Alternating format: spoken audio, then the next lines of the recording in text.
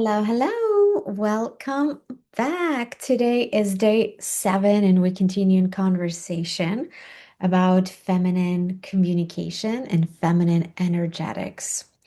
And today we are talking about feeling our feelings without shame and why it is important for us, for women, when it comes to communication. So I'm not talking about business communication. I'm not talking about how you're negotiating your raise at work. We're talking about communication in your personal relationships with your partner. What is your biggest gift that you can bring to relationship? Your heart, your ability to feel and to let your partner feel you.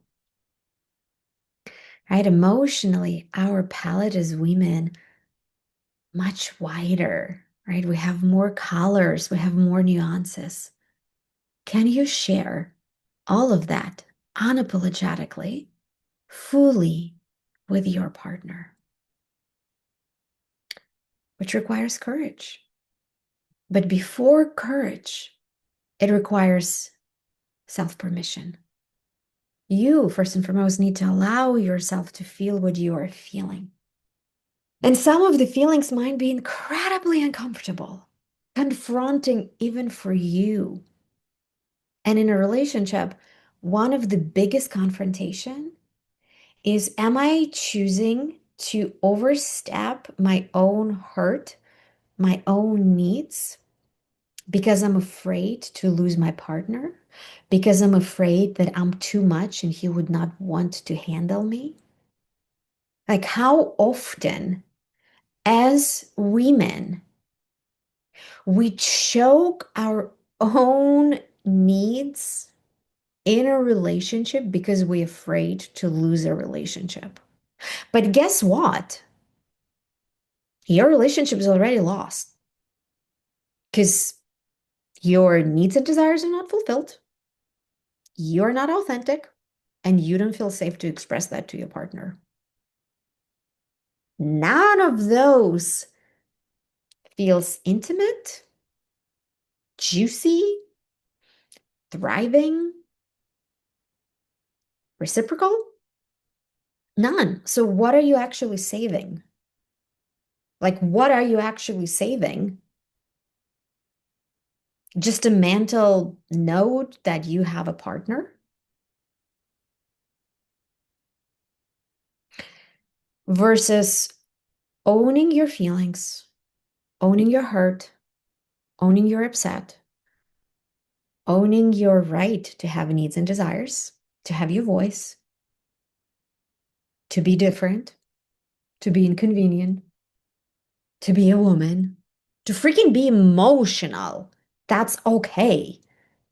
As long as you contain yourself, right? You're not leaking, you're not constantly collapsing into save me. Or if you're not going to do it, I cannot function, right? Like that's toxic and dysfunctional. But if you feel your feelings, and I get it, revealing that you are hurting, it's uncomfortable because depending on your partner and his emotional intelligence, a lot of men, when they hear that their action hurt the woman he is with, he goes defensive because it immediately makes him feel like a loser, like he's a bad man. It's a very primal feeling. It's not that he sits there and philosophically intellectualize.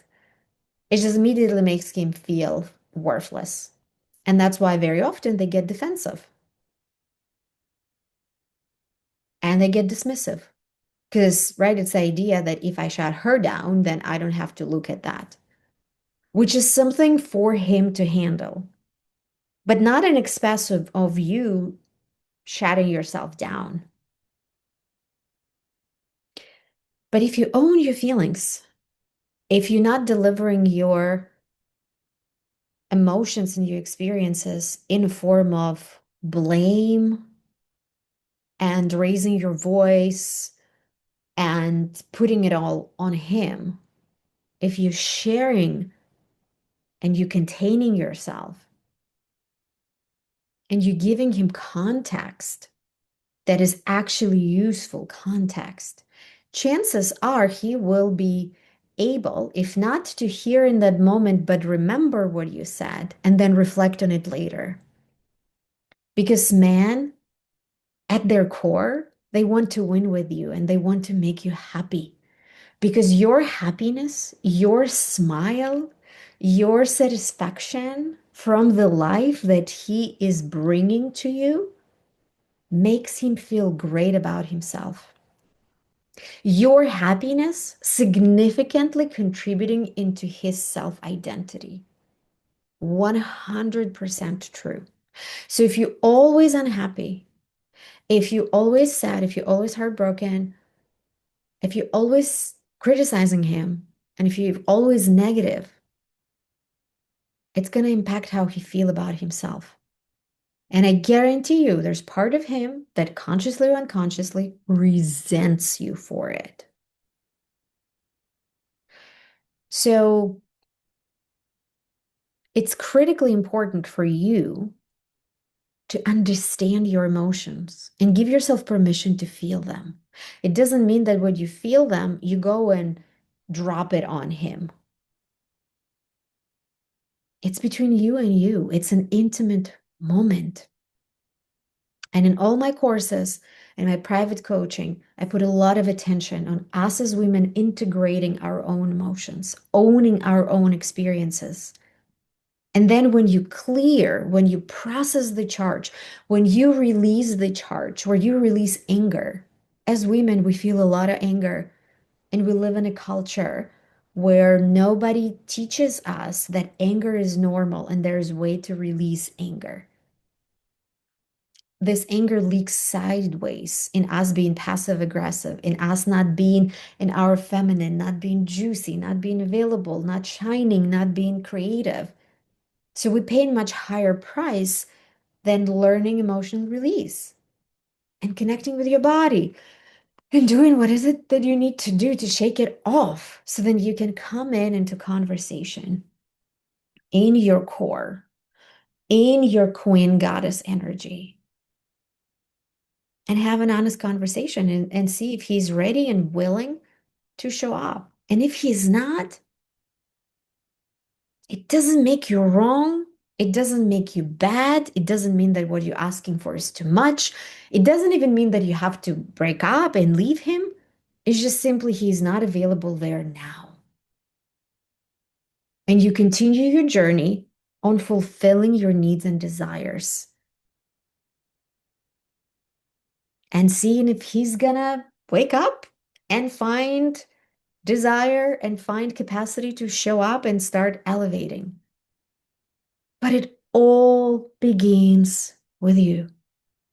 So if you're interested in this topic, please reach out and share in comments what are challenges with you accepting and processing your own emotions, you experiencing on your journey to becoming radiant and fully embodied and unapologetically beautiful feminine that we all meant to experience. It's not a luxury. It's a huge advantage of being a woman. I'll see you soon.